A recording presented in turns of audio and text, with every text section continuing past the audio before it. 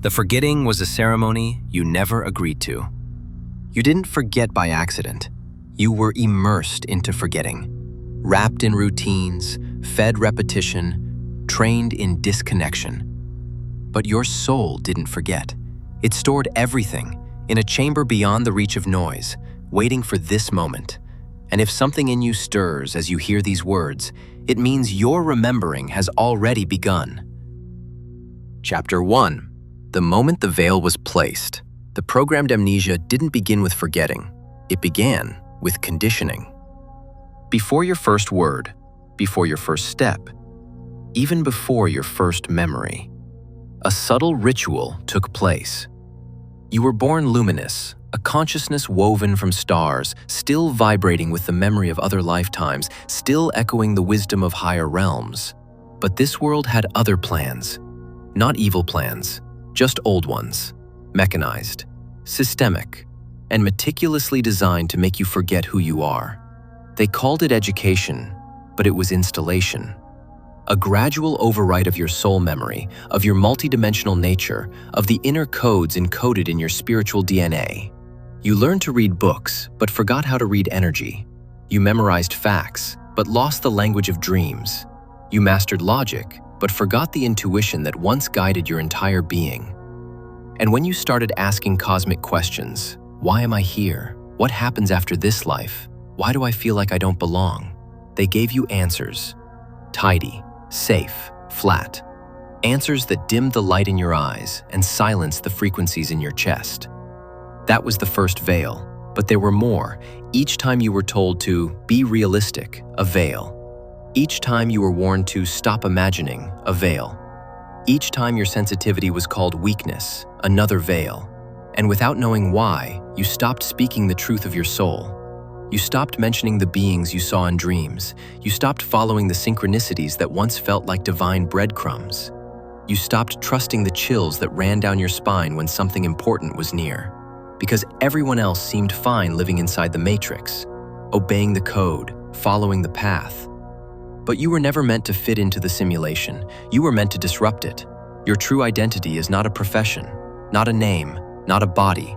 You are a living light structure, a walking memory field, a transmitter of frequencies from other timelines.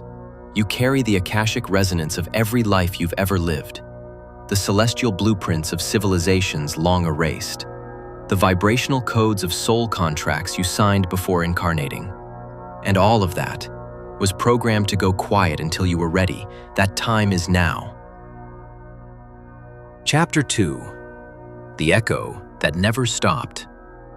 Spiritual amnesia doesn't silence the soul. It just changes the frequency. Even under all the layers, your soul was still speaking. It never screamed. It whispered, and it waited. Waited for you to slow down just enough to hear the vibration behind your thoughts. That subtle ache in your chest.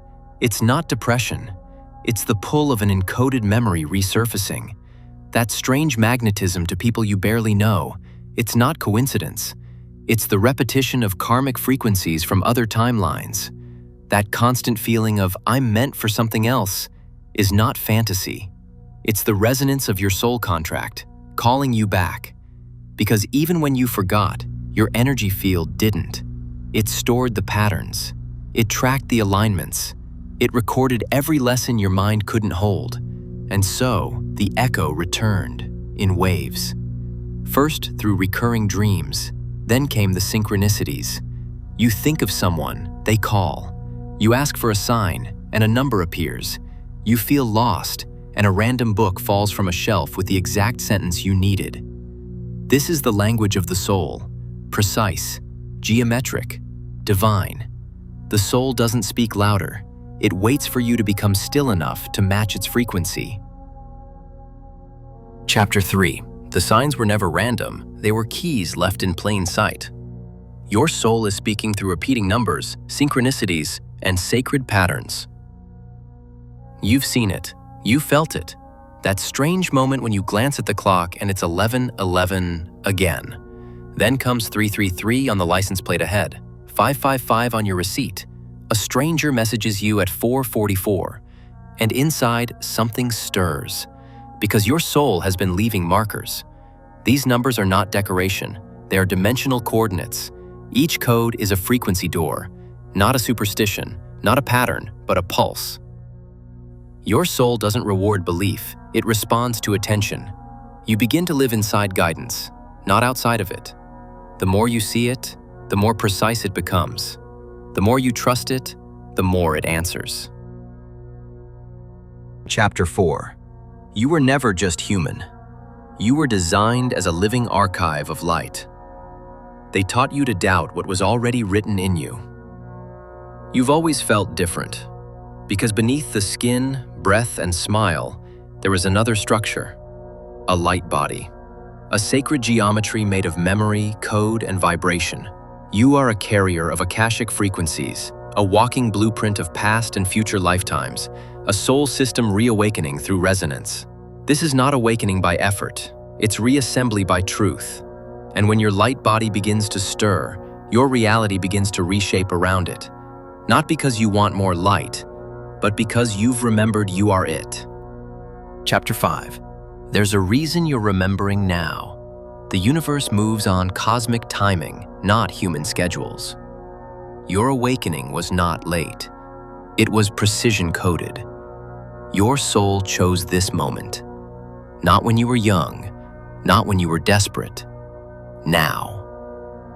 Because now you are vibrationally aligned to receive the memory. The field is whispering. You're in position. This is cosmic timing in action. Master numbers, portal dates, soul windows, the 3 a.m. wake-up call, the 33rd birthday spiral, the eclipse that cracked your chest open. These are not random. They're coordinates for your remembering. Not markers on a map, but vibrations in your field. Echoes that pulse through your timeline and shake the veil from your sight. You didn't miss the call. You weren't too late. You were being prepared, subtly, invisibly, relentlessly, for this very alignment. Every heartbreak softened you. Every detour humbled you. Every silence taught you how to hear what cannot be spoken. The timing of your awakening was never human. It was cosmic. Because your soul carries a clock that doesn't tick, it resonates. And when the frequency of now matched the pattern within you, the veil began to dissolve. That's why the memories are returning, not as facts, but as frequencies. Not as stories, but as sensations. Because remembrance isn't mental, it's vibrational. The universe speaks in alignment, and it's speaking through you, right now, right here, with every shiver down your spine, with every sign you can't explain, with every word you feel was written specifically for your soul. This is not a coincidence. It's cosmic choreography, and you are finally moving in rhythm with the reason you came. Chapter 6. The ritual was never taught, because it was already built into your body.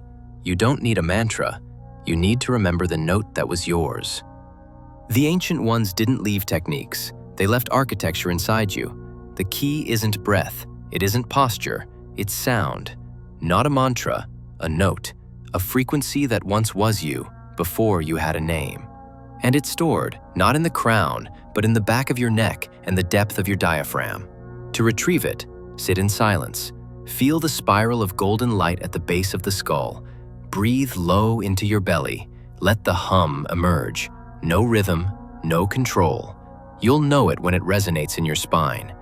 This is recognition, not performance. And once that note returns to you, everything in the field begins to recognize you back. Chapter 7. You're not becoming more, you're shedding what you never were. The return is not a destination, it's a frequency you've carried all along. This is not improvement, this is distillation. The higher self isn't far, it's buried, under false identities, under programming, under performance. But now the tone is rising, the alignment is stabilizing. You are becoming coherent, and coherence is louder than words. You're not becoming the light. You're stopping what was blocking it. You don't carry a message. You are the message. Chapter 8. There's a sacred hour when the soul speaks louder than the mind, and you felt it, even if you didn't know what it was. Between 3 and 6 a.m., there's a pulse, a thinning, a glow in the dark. Mystics called it the veil hour, because you're not asleep and not awake. You're available. And when you rise in silence during that window, you access a current that doesn't exist at noon, a guidance that speaks in sensation, a transmission that rewires without words. You don't chase alignment, you rest into it, and in that hour, the universe hears you clearly. Chapter 9. You're not just remembering, you're becoming a living transmission. When the soul fully anchors, you no longer chase the light, you radiate it. When the soul truly lands, you don't need to speak. Your field becomes the message. You stop asking the universe for signs. You become one. You stop trying to be chosen. You remember. You came here carrying something the world forgot how to ask for. Now, your body is a temple of tone. Your silence is a signature. You walk through reality as a frequency that adjusts rooms, not by effort, but by embodiment. Because energy doesn't lie. And yours is finally aligned with what you came here to carry. You're not here to preach. You're here to pulse, to radiate something ancient without needing to explain it. People feel it before they understand it. They soften without knowing why. They remember without trying to. That's the power of embodiment. It bypasses the intellect and speaks directly to the soul. Your presence becomes a tuning fork, a silent alignment tool. Not because you learned a technique, but because you became the code. A walking activation, a living altar, the bridge between the forgotten and the inevitable. And now you realize, you were never meant to fit in. You were meant to tune the world around you to the frequency of what's real. This is what happens when the soul fully anchors. You don't chase light, you generate it. You don't seek truth, you embody it. You don't fear the dark, you transmute it just by standing still. Because the remembrance didn't stop with you, it moves through you to awaken everything you're meant to touch. And you finally understand, you are not just a person. You are a living transmission of a frequency the world forgot, but is now ready to receive. Chapter 10. The journey was never about reaching the light, it was about becoming it. You're not here to escape the world, you're here to radiate into it. Now that you remember, you don't need to leave the world, you need to transmit into it. You are not just spiritual, you are coded, you are precise. You are on mission. Not a mission you invent, but one you become. The light doesn't shine from above anymore. It shines from your center. And every breath you take from this moment forward is a ripple through the field. Because you didn't just awaken, you returned. Final activation. Now that you remember, leave your signature in the field. You didn't just scroll. You didn't just watch. You responded to a soul impulse, a ripple that's been echoing through timelines, waiting for this exact moment. And now that the memory has returned, it must be sealed. Not with effort, not with proof, but with presence. Speak it, write it, anchor it into form. I carry the memory, I radiate the code. Type it in the comments, not for the algorithm, but for the algorithm of the universe. Like if you felt the resonance. Share with the one who needs this activation. Subscribe to stay aligned with the transmissions. Your remembering is part of a much larger wave. And this community, this field, is where the frequencies converge. Welcome back, traveler. The mission didn't start now. It was simply reactivated.